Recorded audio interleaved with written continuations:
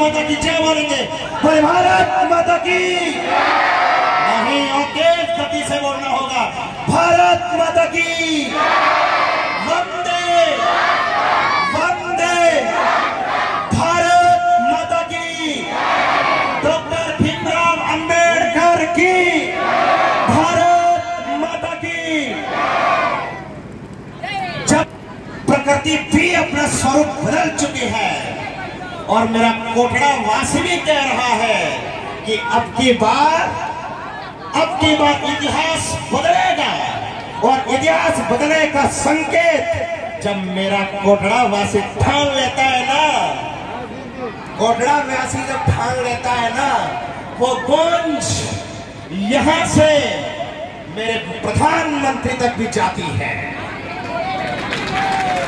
और ध्यान रखें, मैं किसी पार्टी का व्यक्ति नहीं हूं। मैं कहना चाहता हूं, ना मेरी कोई पार्टी है, ना मेरी कोई कुर्सी है, लेकिन मेरी आत्मा कहती है कि मेरा एक ही पार्टी, उस पार्टी का नाम हिंदू वैदिक सनातन संस्कृति। और जो हमारा हिंदू राष्ट्र की परिकल्पना करता हो, सबकी शुद्ध कामना करता हो, सर्वे भवन्तु की परिकल्पना करते हो, पुरातन से जो नूतन की आभास करा दे, वही मेरा हिंदू नूतन नववर्ष है भारतीय। क्या कहा मैंने? वेदांत के दो शब्द कहे, पुरातन से, पुरातन होकर के भी नूतन है। अरे कुछ खाल खंड रहे होंगे जिससे कि हमारे इस आदर्श को हम भूल गए।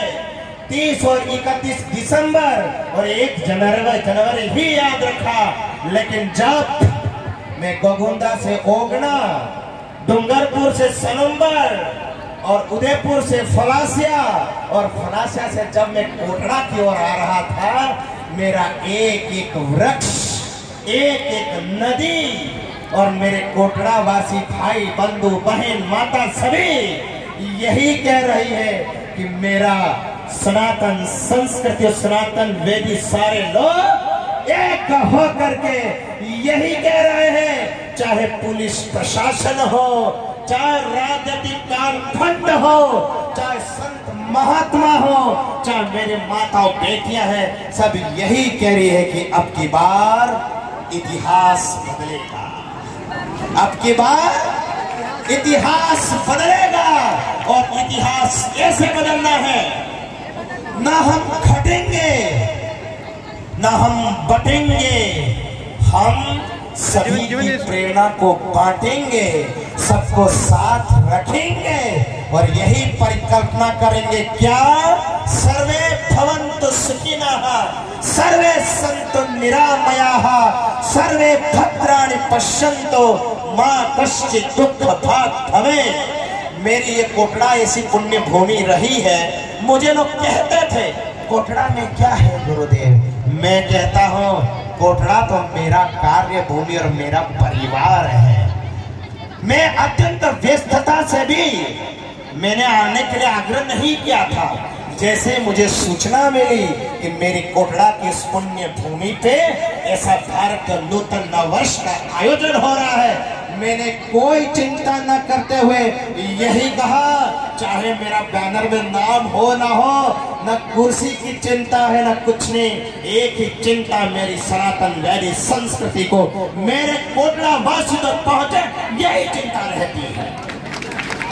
और इस चिंतन में जो 24 घंटे अनवरत मेरे राष्ट्र के लिए, इस देश के लिए, समाज के लिए निरंतर चिंतन करता रहता है, हमारे बेटियों की सुरक्षा कैसे हो, आप सभी का आभार कैसा हो, ऐसा संगठन जो चिंतन करता, राष्ट्रीय स्वयं सेवक संघ और अन्यत्र कई सारे दल जिन्होंने मुझे कहा कि पधारिए और हम इस लबालब इंद्रदेव की इस महान पराकाष्ठा में, आज तो भगवान शिव भी प्रसन्न है, इसलिए मैं एक बात यहाँ कहना चाहता हूँ। रुद्राभिषेक में एक सूत्र आता है और मैं कह दूंगा ये ऐसा ही होगा, क्योंकि मैं दिल्ली स्टेट के होमकार रैली में भी मैंने ये कह दिया था, उसी का भी घबराना मत, इतिहास उसका बदलने वाला है। लेकिन कुछ समय ऐसा आ गया है कि थोड़ा अपने हाथों में एक ही अंगूठे में एक संकल्प रह गया। वो 26 तारीख को आ रहा है।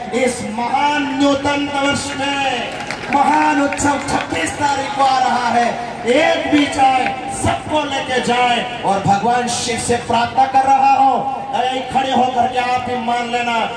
ओम नमस्ते अस्तु भगवान विश्वेश्वराय महादेवाय त्र्यंबकाय त्रिपुरांतकाय त्रिकालाग्निकालाय कालाग्निरुद्राय नीलकंठाय मृत्युंजयाय सर्वेश्वराय सदाशिवाय श्रीमन्महादेवाय नमः।